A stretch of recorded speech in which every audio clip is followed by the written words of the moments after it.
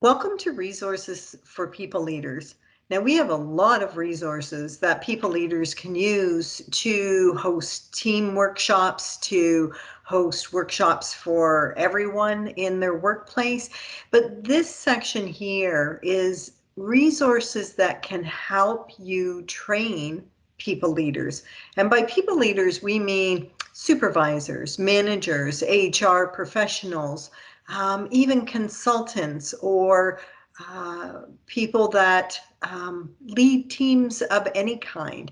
And it's really to help them hone their leader skills. These resources are free to anyone. They're no cost, thanks to Canada Life, and they're available for download in French and English. So here we go. The first workshop that I want to share with you, and there's many more, but I've just chosen a few to highlight here. Supporting task improvement. Have you ever had an employee where you're trying to get them to do a task correctly? You feel like you had the talk that they said, yes, we've got it, and they go away and it continues to be done incorrectly. What supporting task improvement is a way to help an employee improve their work on a specific task in a way that is psychologically safe for them and effective for you. So first, we consider what stressors the employee might be in. We think about how we can build productive relationships with our employees, and we go through a process called task improvement using a worksheet and materials that are provided for you, and we learn how to measure the actual task completion in a way that sets everybody up for success. So we start with a rule out rule, thinking that could this person be dealing with a health issue, whether it's a mental health issue or a physical health issue that is getting in the way of them completing that task successfully. We want to rule that out so that this doesn't appear to them or feel to them like it is discrimination on the basis of a disability, but also so that you are able to get agreement that they can and they will commit to improving the performance. So we look at the workload stress that they have now, what could be causing it. We talk about acknowledging somebody's perspective without necessarily agreeing with it. You may think they're all wrong, but that's not the point. When we want to really listen to understand their perspective, we just want to say, do I understand how you see this? And get acknowledgement that you do, because now it's easier for you to go forward, knowing how they really feel about it. The task improvement process walks you through step by step with the questions to ask and the ways to do it. We start from before you even see the employee, during the meeting, when you then get a turn in the workshop to actually try it out with a partner, so that you're really sort of getting that experience before you have to try it out on your employees. And we talk about the follow-up meeting, how you will make sure that the task is being performed correctly now, and that it's not just that revolving door of thinking that it's been dealt with and finding that it was not. We talk about the next steps and how you go forward if it was successful, and how you go forward if it was not successful, so that, again, you don't stay stuck. You're able to move towards either progressive discipline if it's necessary, or to improving the next task if you end up being successful and on a roll and wanting to continue to help that employee. We teach additional techniques, and we give you resources. Things like, how do you listen without interjecting your pearls of wisdom, your approach, your advice, when you know that it's not likely going to be nearly as effective as getting the employee to commit to the change themselves. Things like avoiding blame and shame, how that shuts people down and makes them defensive. And really understanding that when any of us get the answer no to something, we may also shut down or become defensive. And how can we not say yes necessarily, but find out why they're asking for it? And we can often give people what they need, even if we don't give them what they originally asked for. We can send you to information for developing a really comprehensive workplace plan for employees that have multiple issues, not just one task, but multiple issues that need to be addressed. How do you develop that kind of a plan?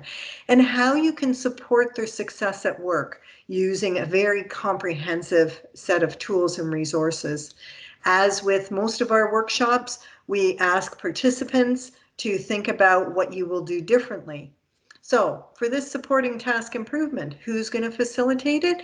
It may be a human resources professional. It may be the manager of managers.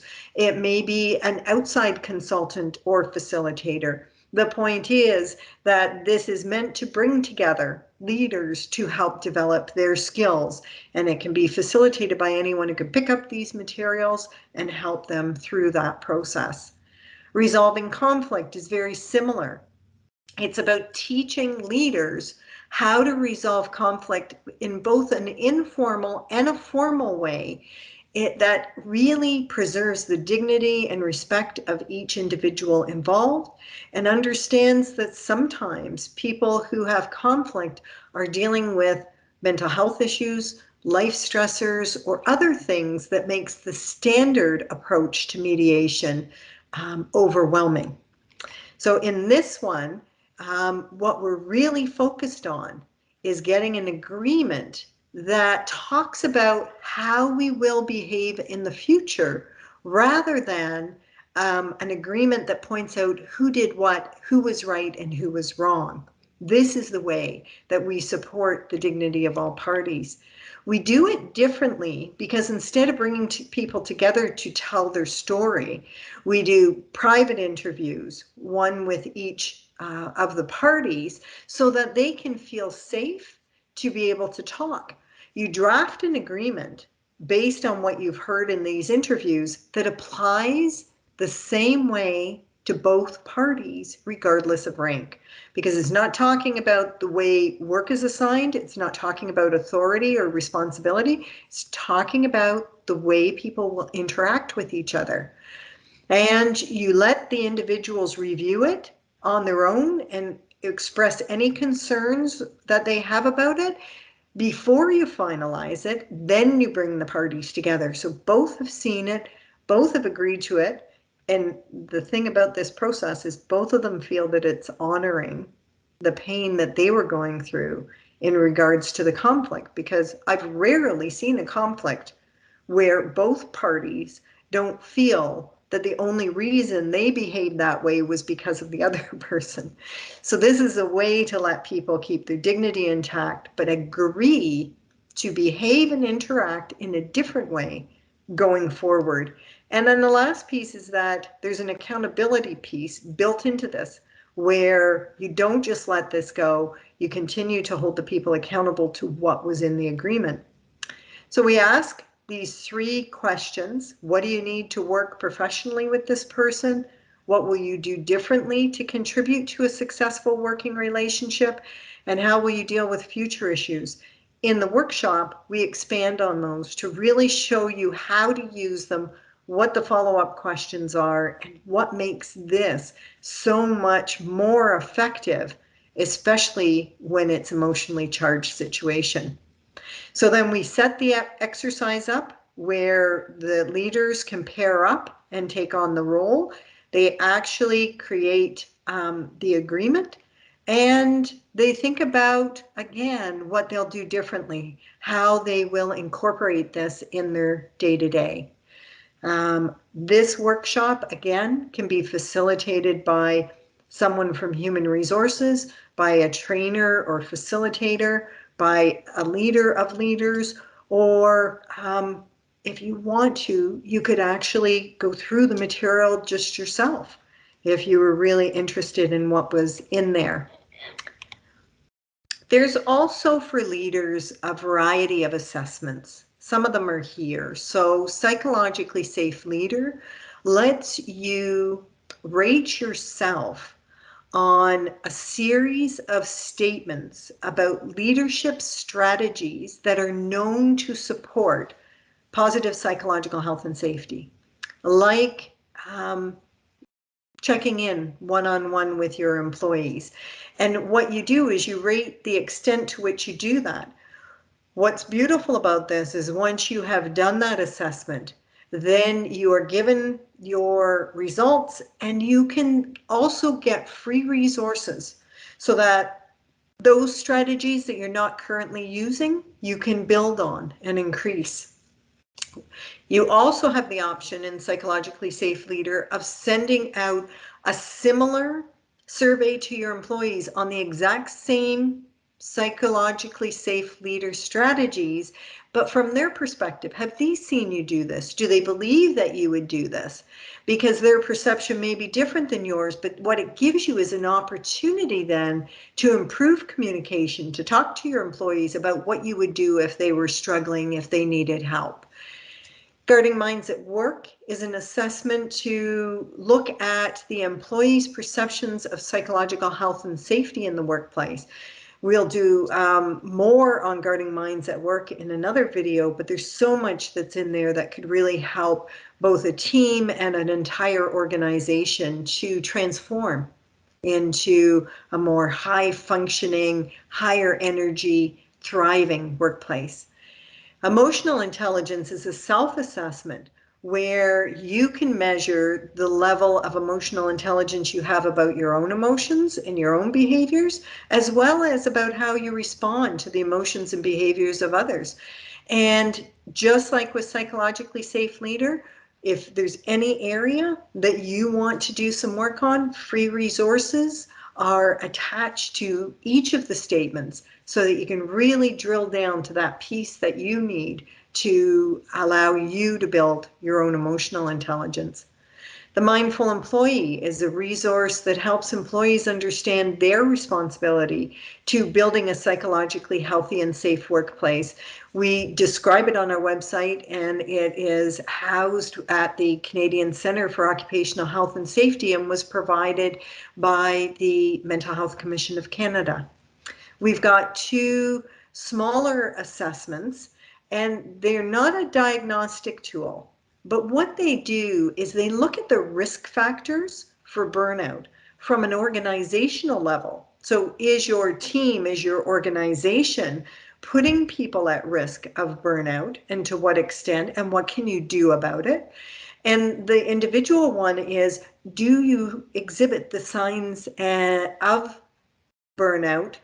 And if you do, what can you do about it?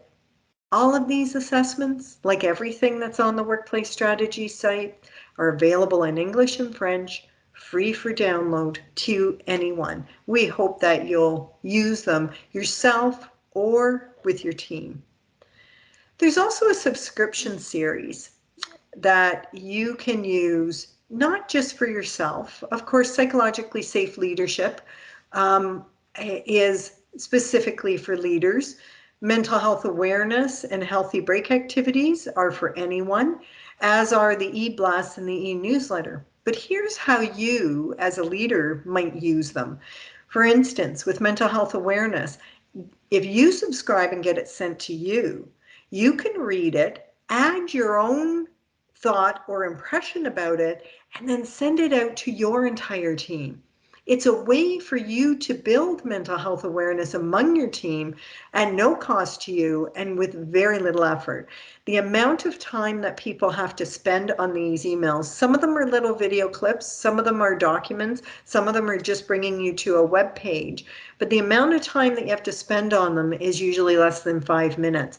And yet over a year, you can have 52 little nuggets of information on mental health awareness, on a break activity that might be good for their mental or physical health, or on leadership skills. So we strongly suggest that you subscribe, then make your decision. This is something that you want to pay forward in a way that helps your team. So all of this and more is available on our website, which is the section on assessments, tools, and workshops. And you'll be able to find all the different topics here, and you can go into any of them and look and see what's available. There's so much more than we can cover in this short video that I really encourage you to check it out. And remember that everything is free in English and French at workplacestrategiesformentalhealth.com.